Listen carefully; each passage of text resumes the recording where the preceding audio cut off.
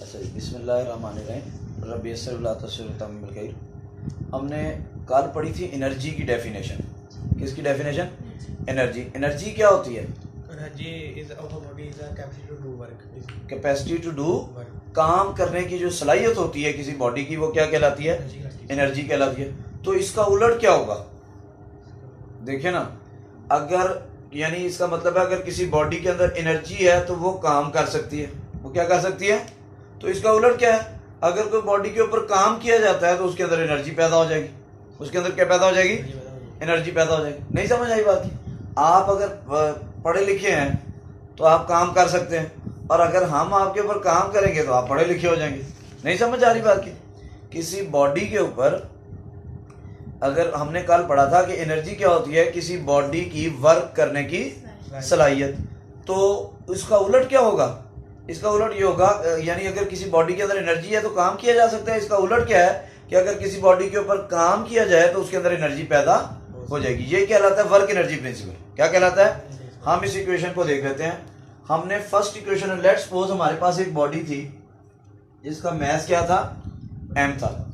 उसके ऊपर मैंने एक फोर्स अप्लाई की, फोर्स F अप्लाई की। लेट्स सपोज पहले उसकी वो वेलोसिटी vi से जा रही थी। वेलोसिटी, एक कोई बंदा जा रहा था या कोई भी चीज जा रही थी, वो ऐसे वेलोसिटी vi से, कोई गाड़ी है वो वेलोसिटी, या साइकिल है, साइकिल पे एक बंदा जा रहा है वेलोसिटी vi के साथ। किसके साथ जा रहा है? वेलोसिटी। आप क्या करते हैं? उसके ऊपर उसको धक्का लगाना शुरू कर देते हैं, उसके ऊपर फोर्स लगाना शुरू कर देते हैं। नहीं समझ आ रही बात की? आप जब फोर्स लगाना शुरू कर देते हैं तो वो लेट्स सपोज डिस्टेंस d तक आप उसके ऊपर फोर्स लगाते हैं और उसकी वेलोसिटी हो जाती है vf। वेलोसिटी क्या हो जाती है? vf। अब आपने उसके ऊपर फोर्स लगाई है ना, और उसने डिस्टेंस कवर किया है। तो किसी बॉडी पे फोर्स लगाए और डिस्टेंस कवर हो तो क्या होता है? वर्क होता है। क्या होता है? इसका मतलब आपने उसके ऊपर वर्क किया है। एक बंदा जा रहा था, दोबारा गौर से मेरी बात सुने, मेरी तरफ देखें। एक बंदा जा रहा था, आपने उसको धक्का लगाना, वो वेलोसिटी vi से जा रहा था, कुछ भी 5 मीटर पर सेकंड, 10 मीटर पर सेकंड, 100 मीटर पर सेकंड से जा रहा था। आपने उसको पीछे से क्या लगाना शुरू कर दिया? धक्का। जब आपने धक्का लगाना शुरू कर दिया, वो वैसे भी आप जा रहे हो, मैं पीछे से धक्का दूंगा, आप तेज हो जाएंगे, तो उसकी वेलोसिटी क्या होगी? ज्यादा होगी। वेलोसिटी क्या होगी? लेट्स सपोज पहले उसकी वेलोसिटी थी vi, बाद में उसकी वेलोसिटी क्या होगी? vf होगी, और डिस्टेंस d तक आपने उसके ऊपर फोर्स लगाई है। तो मैं इसके ऊपर थर्ड इक्वेशन ऑफ मोशन लगाता हूं। थर्ड इक्वेशन ऑफ मोशन क्या थी जी? थर्ड इक्वेशन एक्शन देंगे तो नहीं, थर्ड लॉ नहीं, third equation of motion. Equation 2as is equal to vf square minus vi square। 2as is equal to vf square minus, नहीं समझ आई? अब यहाँ पे a क्या है? s क्या है? डिस्टेंस है। s क्या है? यहाँ पे डिस्टेंस कितना है?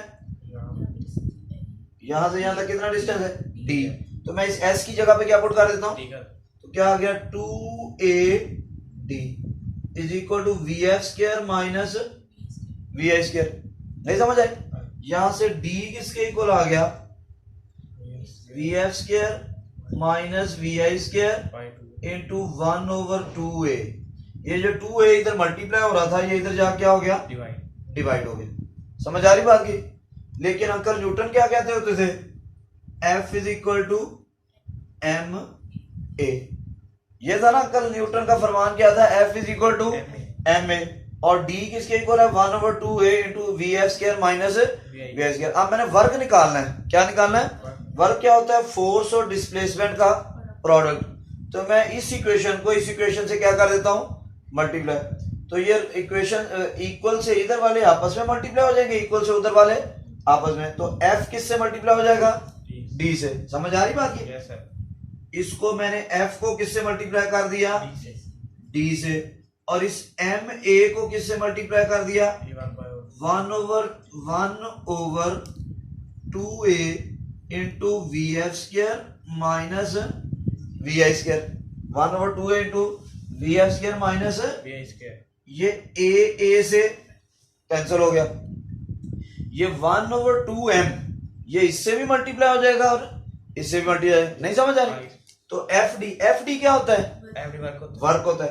तो वर्क किसके इक्वल आ गया? 1/2 mvf² माइनस 1/2 mvi²। तो वर्क किसके इक्वल आ गया? 1/2 mvf² माइनस 1/2 mvi²। 1/2 mv² क्या होता है? Half mv²। क्या होता है?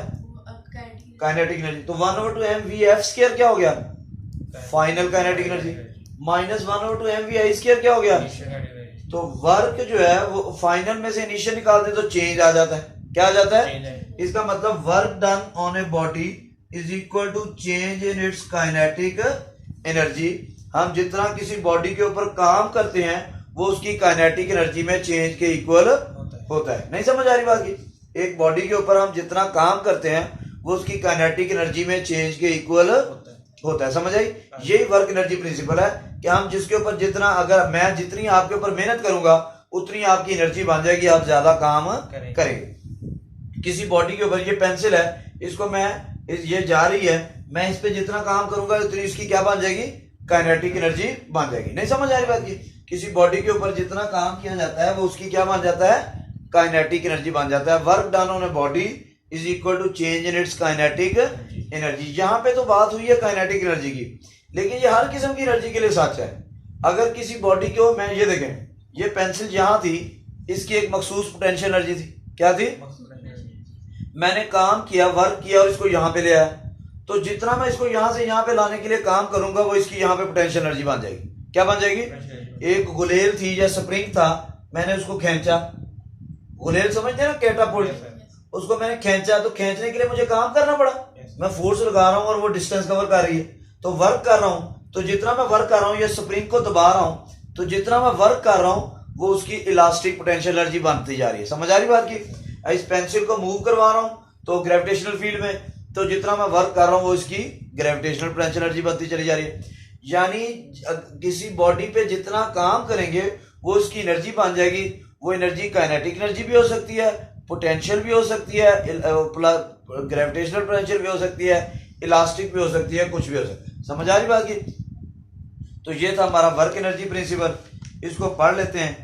पेज नंबर है जी आप लोगों का, अल्लाह भला करे, 84। Whenever work is done on a body, it increases its energy. जब भी किसी बॉडी पे काम किया जाता है तो उसकी एनर्जी बढ़ जाती है। For example, a body of mass m is moving with velocity vi। एक बॉडी, उसका मैस कितना है? m है, और उसकी वेलोसिटी क्या है? vi। A force F acting through a distance d increases the velocity to vf। अगर हम उसके ऊपर फोर्स लगाए तो फोर्स लगाने की वजह से उसकी वेलोसिटी क्या हो गई? vf हो गई। Then from the equation of motion 2ad is equal to vf², ये सारी d इसके बराबर आ गया, f is equal to m इसके इक्वल आ गया, इन दोनों को मल्टीप्लाई किया तो ये सारी कैलकुलेशन करके आगे आ जाए पेज नंबर 85 पे। Where the left hand side of the above equation, इस इक्वेशन के अंदर लेफ्ट हैंड साइड वर्क के इक्वल है, give the work done on the body, and right hand side give increase और change in its kinetic energy of the body. The work done on the body equal the change in its kinetic energy. जितना हम किसी body पे काम करते हैं वो उसकी काइनेटिक एनर्जी में चेंज के इक्वल होता है। This is known as work energy principle. ये क्या कहलाता है? Work energy principle. If a body is raised up from the earth surface, the work done changes the gravitational potential energy. अगर body को जमीन वर्क करके ऊपर उठाएं तो उसकी ग्रेविटेशनल पोटेंशियल एनर्जी बढ़ जाएगी। Similarly, if a spring is compressed, the work done on it equal to increase in its elastic potential energy. इसी तरह अगर एक स्प्रिंग को दबाएंगे तो जो जितना वर्क करेंगे वो उसकी इलास्टिक पोटेंशियल एनर्जी बन जाएगी। यहां तक कोई कंफ्यूजन? क्या आगे पढ़ लें? हाँ जी, क्यों? चले